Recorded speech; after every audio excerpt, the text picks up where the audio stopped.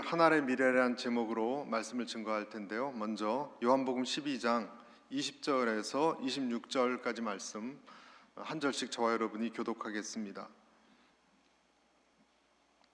제가 먼저 20절부터 봉독하겠습니다. 명절에 예배드리기 위해 올라온 사람들 중에 그리스 사람들도 있었습니다. 그들은 갈릴리 베세다 출신인 빌립에게 와서 간청했습니다. 선생님, 우리가 예수를 뵙고 싶습니다. 빌립은 안드레에게 가서 말했습니다. 이어 안드레와 빌립이 함께 예수께 말씀드렸습니다. 예수께서 대답하셨습니다. 인자가 영광 받아야 할 때가 왔다. 내가 진실로 너희에게 말한다. 밀알 하나가 땅에 떨어져 죽지 않으면 한 알 그대로 있고 죽으면 많은 열매를 맺게 된다. 자기 생명을 사랑하는 사람은 잃을 것이요 이 세상에서 자기 생명을 미워하는 사람은 영원히 그 생명을 보존할 것이다. 함께 읽겠습니다. 누구든지 나를 섬기려면 나를 따라야 한다. 내가 있는 곳에 나를 섬기는 사람도 함께 있을 것이다. 누구든지 나를 섬기면 내 아버지께서 그를 귀하게 여기실 것이다. 아멘. 기독교에서 제일 중요한 영적 원리가 하나의 미랄에 담겨 있습니다. 여러분들은 지금까지 기독교를 어떤 식으로 바라보시고 또 실천해 오셨습니까? 저는 오늘 이 말씀이 짧은 만남이지만 저와 여러분 오늘 이 말씀으로 만났는데 우리의 삶에 큰 전환점이 될 수 있게 되기를 간절히 축복합니다. 오늘 말씀의 시작부터 보면 멀리 헬라 지방, 그러니까 그리스 지방에서 예수님을 구경하러 왔습니다. 여러분, 그리스라 하면 뭐가 떠올리죠? 철학과 지혜의 보고가 있었던 곳, 지식적으로 굉장히 뛰어났던 사람들이 소문을 듣고 도대체 예수라는 사람이 누구냐 하는 마음을 가지고 온 거예요. 왔더니 빌립과 안드레가 지금 사람들이 예수님 어디 계시냐고 수소문해서 예수님을 찾았고, 예수님이 이 사람들, 먼 지방에서 온 이 지혜의 사람들에게 하신 비유가 오늘 하나의 미랄 비유입니다. 도대체 이게 무슨 뜻일까? 우리는 여러 번 들었지만 하나의 미랄이라는 것은 뭘 얘기할까? 특히 예수님은 본인이 십자가에 달리실 날이 얼마 안 남았기 때문에 이방에 있는 사람들이 오는 것을 보고 그렇게 생각하신 거예요. 내가 이제 하나의 미랄처럼 떨어져 죽는 일이 일어나겠구나. 그래서 많은 열매를 맺게 해서 뭣도 모르고 이렇게 오는 사람들에게 열매를 줘야 되겠구나 하는 생각을 하면서 이 얘기를 하신 거예요.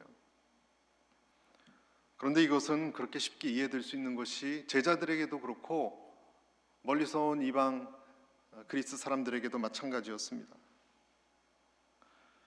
하지만 예수님은 내다보신 거예요. 여러분, 이사야서 53장 5절에도 우리가 잘 아는 이런 말씀이 있죠. 같이 읽어볼까요? 시작.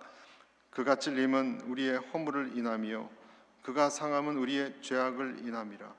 그가 징계를 받음으로 우리가 평화를 누리고 그가 채찍에 맞음으로 우리가 나음을 입었도다. 여러분은 이 이치에 대해서 어떻게 생각하십니까? 사실 이 세상의 모든 이치는 바로 이 플러스 마이너스의 희생이 있을 때 생명이 잉태되는 그런 이치로 돌아갑니다. 아침 밥상에 생선을 먹을 때 생선이 희생당한 그 몸으로 우리가 영양분을 섭취하는 것은 누구나에게 이해가 갈 수 있는 것이죠. 여름날 어린이가 마당에서 놀고 있었는데 큰 벌이 날아와서 웅웅거리니까 아이가 너무 놀라서 엄마의 품속에 확 숨어들었습니다. 엄마는 치마폭으로 아이를 감싸고 팔로 아이를 감쌀 때 화가 난 벌이 엄마의 그 팔을 향해서 길고 아픈 침을 쐈습니다. 그리고 그 팔 위에 기어다녔어요. 그랬더니 엄마가 아이에게 뭐라고 얘기합니까? 이제 괜찮아. 엄마가 벌을 쏘였으니 이제 너한테는 아무것도 할 수 없을 거야. 예수님이 우리에게 벌에 쏘이시고 우리가 오늘 성찬식을 했지만 우리가 그 덕택에 이렇게 기도도 할 수 있고 영적으로 살아날 수 있다는 것, 여러분, 그것이 우리에게 은혜라는 것을 우리는 알고 있습니다. 그래서 25절 보면 이렇게 돼 있죠. 자기 생명을 사랑하는 사람은 잃을 것이요 이 세상에서 자기 생명을 미워하는 사람은 영원히 그 생명을 보존할 것이다. 그 전에 24절에 이 말씀이 있기 전에 이렇게 얘기합니다. 내가 진실로 진실로 너희에게 말한다. 밀알 하나가 땅에 떨어져 죽지 않으면 한 알 그대로 있고 죽으면 많은 열매를 맺게 된다. 하나가 죽고 하나가 태어난다는 거예요. 생명을 얻는다는 거예요. 저는 오늘 여러분과 함께 세 가지 정도 포인트로 은혜를 나누기 원합니다. 첫째는 단도직입적으로 1번, 자기 생명을 사랑하지 말라. 자기 생명은 헬라어로 푸시케란 단어를 쓰는데 혼적인 생명입니다. 자기 혼은 곧 무엇입니까? 자기 혼은 곧 나예요. 그런데 성경은 우리의 상식과 정반대로 사랑하지 말라라고 말씀합니다. 여러분, 이것을 받아들일 수 있으시겠습니까? 논리적으로 이것이 가능한 일입니까? 우리는 여러 번 얘기를 들었습니다. 그러나 전 여러 번 이야기를 듣는 것을 오늘 말씀드리는 게 아니에요. 여러분은 기독교가 뭐라고 생각하십니까? 여러분은 정말 자기 생명을 어떻게 생각하십니까? 성경의 말씀대로 내 생명을 너무 아끼는 사람은 잃어버린다라는 것을 믿으시냐 하는 것을 질문하는 것입니다. 내가 이 생명을 사랑하면 할수록 잃어버리게 된다라는 것, 여러분 정말 이것을 받아들이고 그리고 실천하고 계십니까? 자기를 사랑해서 자기 자신에게 빠졌다라는 이야기가 나르시코스, 그리스 신화에 있죠. 자기 모습에 자기가 반했어요. 그래서 자기 똑같은 이름은 나르키소스라는 꽃의 이름이 됐다라는 이야기가 내려오고 있습니다. 자기 도취, 자기 연민. 기독교에서는 이것이 자기 패망의 길로 가는 지름길이라는 것을 언제나 강조합니다. 자기 주장이 강한 사람을 우리는 가끔 봅니다. 여러분은 혹시 어떠십니까? 자기 주장이 강하기 때문에 자기의 생각을 반대하는 사람을 견디지 못합니다. 자기가 옳기 때문에 그렇게 한평생 살아온 가족들도 고함을 치고 자기 주장을 절대로 내려놓지 않습니다. 온 자식들도 그것을 다 알고 있는데 가끔 그런 사람을 보죠. 왜 그럴까? 자기를 사랑하는 마음이 강하기 때문에 그렇습니다. 변명의 여지가 없어요. 어려서 사랑을 많이 받지 못했거나 관심을 많이 받지 못해서 그럴 수 있습니다. 그래서 어른이 되어도 백발이 되어도 그 사람은 늘 유치하게 행동합니다. 다 아는데 본인만 모릅니다. 사람들의 관심과 인정에 목말라 있습니다. 그리고 그럴수록 그는 더 외톨이가 되어갑니다. 여러분, 자기를 사랑한다는 것이 영적으로는 자기 생명을 죽이는 것이라는 것이 얼마나 들어맞는 말씀입니까? 자기를 사랑하는데 그 사람은 계속 외롭고 고독하고 그리고 만족할 수 없고 분노에 가득 찬 사람이 될 수 있습니다. 여러분, 혹시 여러분이 그런 사람이라면 그렇게 호두같이 딱딱한 자아를 감싸고 있는 그것은 도대체 무엇입니까? 여러분, 하나님께서 할 수 없는 것이 두 가지가 있는데요. 하나는 궤변이나 거짓말 하실 수 없어요. 동그란 세모를 만드실 수 없어요. 하나님은 거짓말 할 수 없어요. 또 한 가지 하나님이 할 수 없는 것이 우리 마음을 강제로 어떻게 못해요. 내가 마음 문을 열지 않으면 절대로 전능하신 하나님이지만 문을 부수고 들어오실 수 없습니다. 우리가 나를 감싸고 있는 자아라는 것이 얼마나 강하길래 그것을 열지 않는 것입니까? 왜 그럴까? 자존심이 강하기 때문에 그래요. 여러분, 자존심과 자존감은 시소처럼 반대 방향으로 움직인다는 것 아십니까?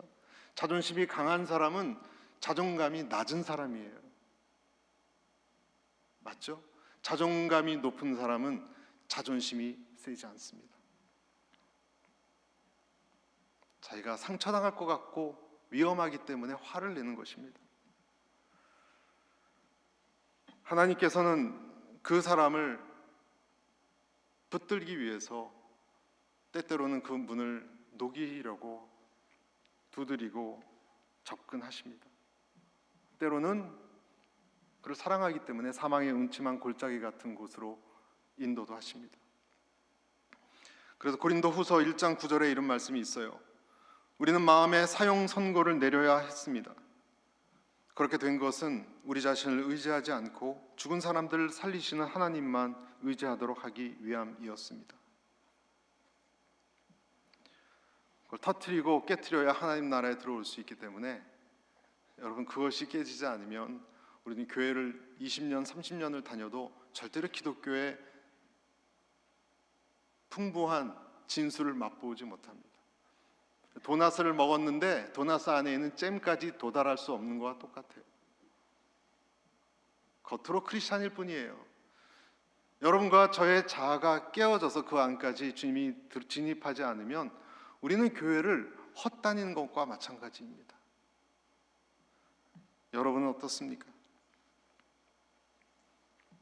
주님이 문 밖에 서서 기다리시고 계속 그는 문을 열지 않기 때문에 그 안에서 굶주리고 외로운 것입니다. 여러분, 계속 외로운 것입니다. 계속 답답한 것입니다. 계속 내 안은 가시 같은 마음이 풀리지 않고 답답한 것입니다. 왜냐하면 내가 문을 걸어놓고 있기 때문에, 주님이 들어오지 못하기 때문에, 문 밖에서 아무리 두드려도 내 자존심 때문에 열어놓지 않기 때문에 주님은 나를 어떻게 만지실 수가 없는 것입니다. 들어가셔봤자 그 사람은 또 주님을 피할 거예요. 왜 함부로 허락도 없이 내 집에 들어오냐고.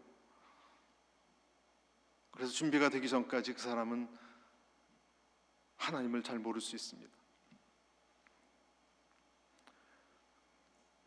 농촌에 봉사활동을 간 적이 있는데요, 신장로가 나는 길에 어떤 집이 허물질 않는데요. 저 집은 할아버지가 조상 대대로 그 집을 지키려고 해서 고래고래 고함을 치고, 온 가족도 제발 좀 이제는 포기하자고 해도, 온 마을 사람이 반대해도 내 눈에 흙이 들어오기 전까지는 안 된다는 거예요. 여러분, 그 할아버지는 곧 돌아가실 거예요. 그럼 그 집은 헐릴 거예요. 그럼 그때서야 마을 사람들은 신장로가 나기 때문에 혜택을 받을 거예요. 그러나 그 전까지 그는 왜 문을 열지 않는 것입니까? 동맥경화처럼 모든 것이 막혀서 진척이 되지 않는다면 그것은 어쩌면 여러분의 녹지 않는 그 마음 때문일 수도 있다는 것.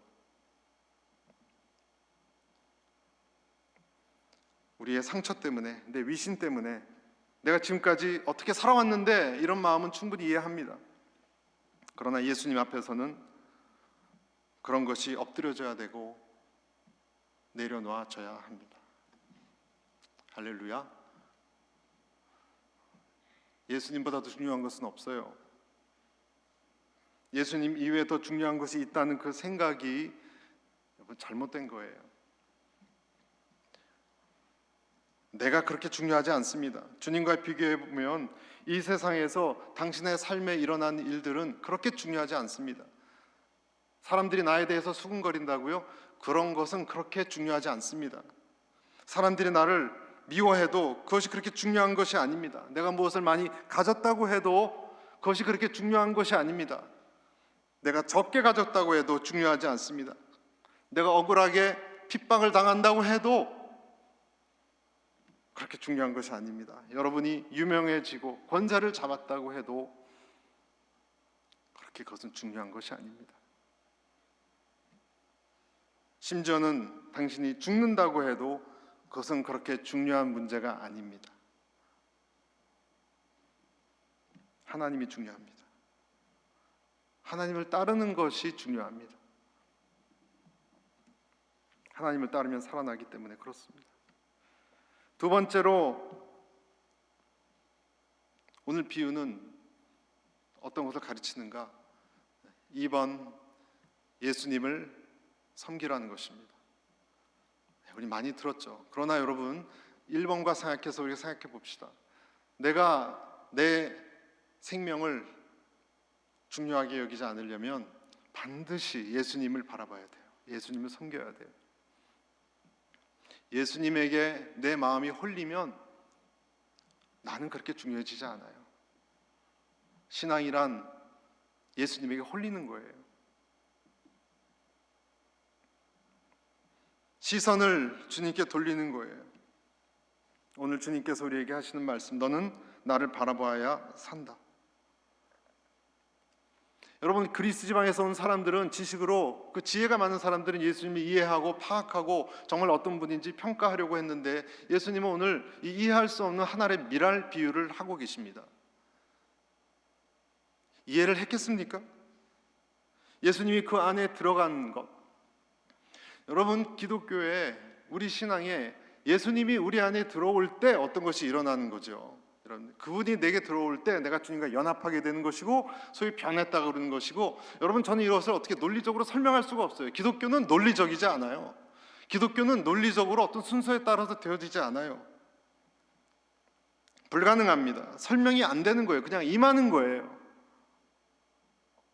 그냥 임하는 거예요.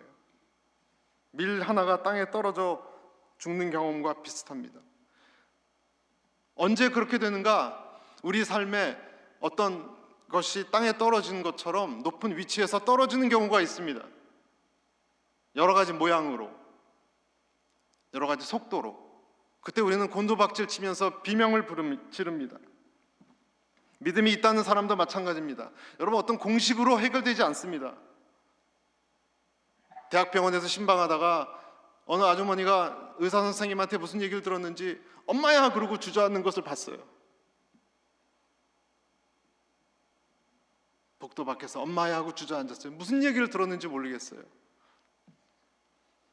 여러분, 인생의 위기를 만나면 여러분이 가지고 있는 신앙의 공식으로 기도하고 주님께 나가면 되겠지, 그렇게 그런 조언이나 그런 방식이 통하리라고 생각하십니까? 아무것도 보이지 않습니다. 아무것도 기도도 되지 않고 아무것도 보이지 않고 생각도 나지 않습니다. 하지만 그런 때는 내가 원치 않아도 옵니다. 미랄이 땅에 처박히는 상태가 우리에게 찾아올 때가 있습니다. 그래도 우리는 버틴기죠. 절대로 녹지 않겠다고 결심한 소금처럼. 그래서 하나님은 사람들의 발에 밟히게 하고 껍질이 까지게 하고 어렵게 만드십니다. 그러다가 시간이 많이 지나서 내가 죽으면 그때 비로소 하나님의 음성이 들려요. 여러분, 주님의 음성은요, 그때 들리는 거예요. 주님의 음성은 비싸게 들리는 거예요. 이사야서 30장 21절, 너희가 오른쪽으로 치우치든지 왼쪽으로 치우치든지 내 뒤에서 말소리가 내 귀에 들려 이르기를 이것이 바른 길이다. 너희는 이리로 가라 할 것이며. 내 뒤통수 뒤편에선가 어디서 하나님의 이런 음성이 들리는 거예요. 여러분, 내 생명을 지나치게 사랑하지 마십시오. 그러기 위해서는 주님을 바라보시고 섬기십시오. 세 번째, 마지막으로 들으시고 싶은 말씀 이것입니다. 떨어져 죽으면 열매가 생깁니다. 24절 우리 같이 한 번 더 읽겠습니다. 24절 시작. 내가 진실로 진실로 너희에게 말한다. 미랄 하나가 땅에 떨어져 죽으면 한 알 그대로 있고 죽으면 많은 열매를 맺게 된다. 26절 뒷부분에도 누구든지 나를 섬기면 내 아버지께서 그를 귀히 여기실 것이다. 죽는 것은 그래서 좋은 거예요. 여러분, 자기 자아를 죽이는 것은요, 기분 좋은 거예요. 겸손해지는 것은 기분 좋은 거예요. 날이 서 있으면 피곤합니다. 안테나에 걸리는 게 너무 많아요. 누가 인사를 안 해도 걸리고. 겸손해지는 것은 즐거운 일이 무엇인지 알게 될 겁니다. 슬픈 과정이 아니고 오늘 말씀처럼 열매를 맺는 복된 과정입니다. 신앙생활의 핵심은 양이 아니고 질이에요. 화학적 변화예요. 조금씩 어떤 식력이 늘고 1단계에서 2단계, 2단계에서 3단계로 나가는 것이 아니고 죽은 다음에 꽃이 피는 그런 것입니다. 그것을 경험할 때 10마디 말이 필요 없어요. 하나님을 경험합니다. 여러분, 욥의 친구들이 그렇지 않습니까? 수많은 난상 토론이 벌어졌던 것이 욥기예요. 욥과 욥의 친구들과. 그러나 42장까지 와서 욥은 이런 기가 막힌 고백을 하죠. 내가 주께 대하여 귀로 듣기만 하였사더니 이제는 눈으로 주를 배움나이다. 신비롭고 두려운 하나님을 만나서 다 풀렸습니다. 신앙은 그런 것입니다. 죽고 열매가 맺혀지는 것입니다. 그래서 우리는 열매를 맺기 때문에 떨어지고 구를 때 원망하지 말아야 됩니다. 여러분, 고난 때 원망하지 말아야 됩니다. 엘가나의 아내는 2명이었는데 여러분 아시죠? 브닌나가 정부인이고 한나가 정부인이고 브닌나가 둘째인데요. 한 사람은 아기가 있었고 한 사람은 아기가 없었습니다. 한나는 자식이 없었습니다. 사무엘상 1장 5절에 보면 여러분 이렇게 기록되어 있어요. 그러나 여호와께서 그로 성태치 못하게 하시니, 이렇게 되어 있어요. 6절에도 여호와께서 그로 성태치 못하게 하심으로 대적 브닌나가 심히 격동했다. 여러분, 한나를 아기를 들어서지 않게 가로막으신 분이 환경입니까? 브닌나입니까? 아니요, 하나님이에요. 하나님이 막았어요. 하나님이 성태치 못하게 했어요. 2번이나 반복해서 얘기해요. 그 모든 것을 길을 막히게 하고 힘들게 하고 장벽을 만나게 하신 분이 하나님이셨어요. 왜 그러셨을까? 미랄로 썩고 열매 맺게 하기 위해서. 그래서 그가 주님께 구로하며 부르짖었고 우리가 아는 성결한 사무엘을 낳게 했습니다. 여러분, 이런 과정은 하나님을 따르고자 하는 그리스도인들에게 다 일어납니다. 크고 작게. 그래서 이 원리를 내 몸으로 마음으로 받아들여야 하는 것입니다. 여러분에게는 그 단 한 가지가 도대체 무엇입니까? 여러분에게 내려놓지 못하는 그 단 한 가지가 가족들을 힘들게, 주변을 힘들게 하는, 하나님을 힘들게 하는 그것이 무엇입니까? 무엇이 여러분을 버티게 하고 있습니까? 그 사람은 하나님이 다 지금 선택해서 부른 사람들이라고 생각해야 됩니다. 부르심 속에 주님과 함께 죽으러 가는 사람들, 그리고 다시 주님과 함께 탄생해야 하는 사람들입니다. 그래서 우리가 고생을 하는 것입니다. 죽으면 많은 열매를 맺게 됐다고 했는데 죽고 난 다음에 어떤 열매가 맺을지는 몰라요. 나에게 주어진 것은요, 죽는 지점까지만 나가는, 그 다음에는 몰라요. 저는 이렇게 죽은 다음에 어떤 일이 벌어지는지 그건 미지의 세계로 하나님의 영역이라는 것이 얼마나 감사한지 몰라요. 여러분, 그 영역은 우리가 터치할 수 없고 완전히 하나님의 영역이에요. 내가 달려가는 길은 거기까지만 달려가면 되는 거예요. 어떻게 굽이치고 연결해서 하나님이 다음 일을 일으킬지는 몰라요. 나는 주님이 순종하라는 데까지만 나가면 돼요. 백성들이 에스더와 모르드게를 위시해서 금식하며 간절히 기도했죠. 에스더서에. 기도는 자아가 죽는 것입니다. 기도는 여러분 본질적으로 자아가 죽는 거예요. 그래서 기도가 힘든 거예요. 아무것도 안 하고 눈 감고 있으니 이거 얼마나 꿈틀꿈틀거리겠습니까? 내 자아가. 나는 죽었습니다. 주님의 뜻대로 해주십시오. 이 민족을 주님의 뜻이라면 살려주시고, 그렇지 않으면 우리는 어쩔 수 없습니다. 했던 것이 에스더의 기도고 온 백성의 기도였습니다. 하만이 잡히고 에스더의 간청이 수락되고 유대 민족은 그래서 모든 학살을 면모하게 되었죠.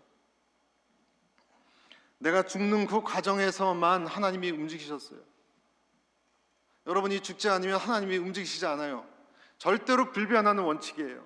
기도 응답을 원하신다면 기도 속에 여러분이 죽어야 되고 하나님께 그 지점까지 순종해야 돼요. 요셉이 그 상황 속에 그가 한 것은 하나님 앞에서 죽는 것이었습니다. 보디발의 집에서도 그랬고, 그는 감옥에서도 자기를 잃어버려서 관원장이 나가서 까맣게 2년 동안 잃어버렸을 때도 그는 어떤 기도를 드렸겠습니까? 하나님, 저는 여기서 죽었습니다. 다 저를 까먹었습니다. 그렇게 꿈풀이를 잘했는데도 저는 잊혀진 존재입니다. 미랄처럼 됐을 때 하나님은 하나님의 때에 시간이 흘러 그를 빼내셨고 응답하셨습니다. 다 그렇지 않습니까? 아브라함도 그랬고 이삭을 드리는 데까지만 나아갔어요. 그 다음에 하나님이 열매를 맺게 하셨어요. 어떻게 이것이 가능한가? 아까도 말씀드렸듯이 예수님을 묵상하셔야 돼요. 여러분, 예수님을 묵상하십시오. 주 달려 죽은 십자가, 우리가 생각할 때 세상에 속한 욕심을 헛된 줄 알고 버리네. 여러분, 어떻게 시작할 수 있을까요?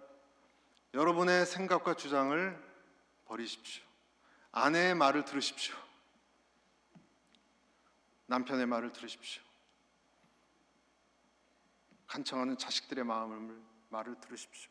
주변 동료들이 하는 말을 들으십시오. 하나님의 음성을 들으십시오. 두 가지를 행해야 돼요. 사람의 말을 들으십시오. 하나님의 말을 들으십시오. 목회자들은요, 또 도와주는 사람들이에요. 말씀을 통해서 찔러야 되는 거예요. 보듬어주도 돼야 되지만, 그래서 여기까지 나아가게 하는 것이, 왜냐하면 그를 살려야 되기 때문에, 그를 인도해야 되기 때문에, 문 밖에서 두드리신 주님을 향해서 제발 정신 좀 차리시라고 외쳐야 되는 것이 목회자가 할 일입니다. 내가 문을 열 때 그분은 나를 만지실 겁니다. 그리고 내가 죽었다 일어날 때 다시 여러분은 내 인생이 그리고 내가 어떤 존재인지 발견하게 될 것입니다. 빌립보서 3장 8절 9절 이렇게 귀한 말씀이 있습니다. 내가 참으로 모든 것을 해로 여기는 것은 내 주 그리스도 예수를 아는 지식이 가장 고상하기 때문입니다. 그분으로 인해 내가 모든 것을 잃어버리고 심지어 배설물로 여기는 것은 내가 그리스도를 얻고 그 안에서 발견되기 위한 것입니다. 말씀을 마치겠습니다. 여러분, 교회를 다니고 주님을 믿었지만 자기 자신을 전혀 새로운 눈으로 발견하지 않았다면 여러분의 신앙은 어떤 신앙인지 궁금합니다. 다시 태어나기 위하여 죽는 길을 택하시기를, 그래서 이 세계를 맛볼 수 있게 되기를 간절히 축복합니다. 같이 기도하겠습니다. 우리 같이 시간 기도할 때 한 가지 기도 제목을 가지고 우리 통성으로 기도했으면 좋겠습니다. 하나님 아버지, 그 한 가지가 내려놔지질 않습니다.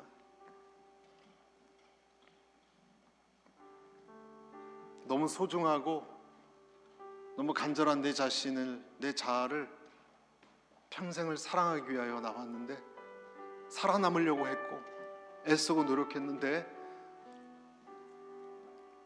열심히 살았는데, 오늘 하나님의 말씀은 나에게 뜻밖의 말씀을 주시는 것 같습니다. 그것을 버리라고 말씀하십니다. 하나님, 내가 이것을 할 수 있는지 모르겠습니다. 그 남은 한 가지 생각, 소신, 그 고집,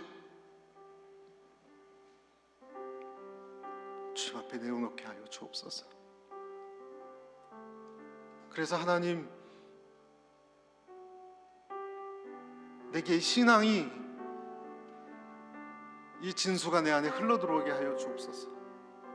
아니, 생수를 맛본 지가 너무나 오래됐습니다. 내가 정말 주님을 아는 것인지도 모르겠습니다. 왜냐하면 이것을 깨트리지 않으려고 했기 때문에 주님이 들어오실 수가 없었습니다. 내 생각을 오늘부터 바꾸기 원하고 내 자신에 대해서 너무 지나치게 관심 갖고 사랑하지 않기를 원합니다. 예수님이 내게 주님이 되어 주옵소서. 우리 같이 통성으로 기도하겠습니다. 하나님 아버지, 새로운 능력으로 나아가게 하여 주시고 새로운 생각으로 나아가게 하여 주시고 성경의 말씀이 내 안에 역사하는 문을 열어 주님을 맞이하는 주님의 참된 제자가 사람이 되게 하여 주옵소서. 모든 나를 가로막는 자존심과 이기심과 두려움과 분노는 떠나갈지어다. 오늘 나를 만져주시고 내려놓게 하여 주옵소서.